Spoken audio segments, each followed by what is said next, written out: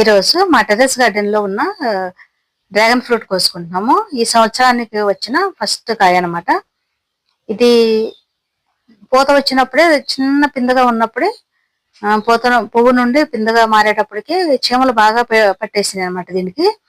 ఇంకా దీనికి హోల్ చేసేసి ఇది మంచిగా రాదేమో అనుకున్నాం, కానీ కొద్దిగా పర్లేదు, బాగానే వచ్చింది. మరీ పెద్దగా లావుగా ఉన్నప్పటికీ చిన్నగా ఉన్నా కానీ బాగానే వచ్చింది కాయ. ఈ సంవత్సరం అసలు డ్రాగన్ ఫ్రూట్స్ ఎక్కువ లేవు, ఎందుకంటే వర్షాలు పడితేనే ఎక్కువ డ్రాగన్ ఫ్రూట్స్ వస్తాయి అన్నమాట. ఆ వర్షం నీరుకి అవి పూత వస్తుంది అనమాట, పూలు వస్తాయి.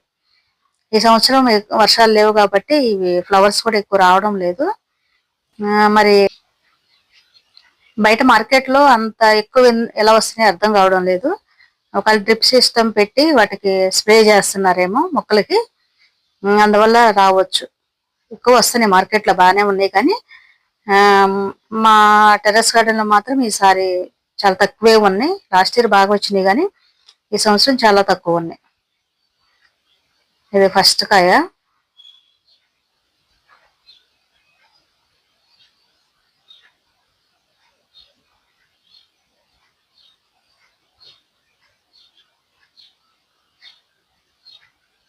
లాస్ట్ ఇయర్ అయితే చాలా ఎక్కువ కాయలు వచ్చినాయి, పెద్ద కాయలు, పెద్ద సైజులో వచ్చినాయి. ఇంకా కాయలు కూడా చాలా ఎక్కువ వచ్చినాయి, కానీ ఈ సంవత్సరం అస్సలు రావడం లేదు. లాస్ట్ ఇయర్ అయితే బయట వాళ్ళు కూడా చాలా మందికి ఇచ్చాం, కానీ ఈ సంవత్సరం అసలు చాలా తక్కువ ఉన్నాయి.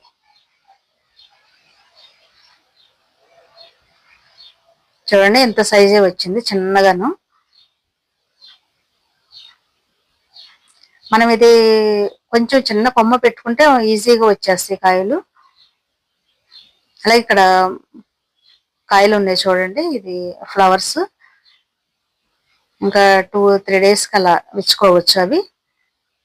అలాగే దీనికి నల్లేరు కాడలు మొత్తం చుట్టూ పోయినాయి అనమాట. మా టెర్రస్ గార్డెన్ నల్లేరు కాడలు చాలా ఎక్కువ ఉన్నాయి, మొత్తం తీసి పడేసాము. అయినా వీటికి చుట్టుకునే కొన్ని ఉన్నాయి. అలా చల్లి ఎప్పటికైనా యూజ్ అవుతుందేమో కొంచెం, అంటే మనం చట్నీ అలా చేసుకోవచ్చు కదా. కీళ్ళ నొప్పులు, మోకాళ్ళ నొప్పులు అలా ఉండేవాళ్ళు మనం ఈ చట్నీ లాగా చేసుకుంటే బాగుంటుంది అని అంటారు, కాబట్టి కొన్ని నల్లేరు కళ్ళు అయితే అలా ఉంచేసాము. ఎంత తీసినా పోవడం లేదనమాట నల్లేరు కాడ. ఎక్కడన్నా కొద్దిగా ఉండి దాని అంతా అదే మరి అలా పెద్దగా అయిపోతుంది, పాగుతుంది. అలా ఉంచేసాము కొన్ని. చూసారు కదా మా టెర్రస్ గార్డెన్ లో ఈ సంవత్సరం ఫస్ట్ వచ్చిన dragon fruit. Thank you for watching.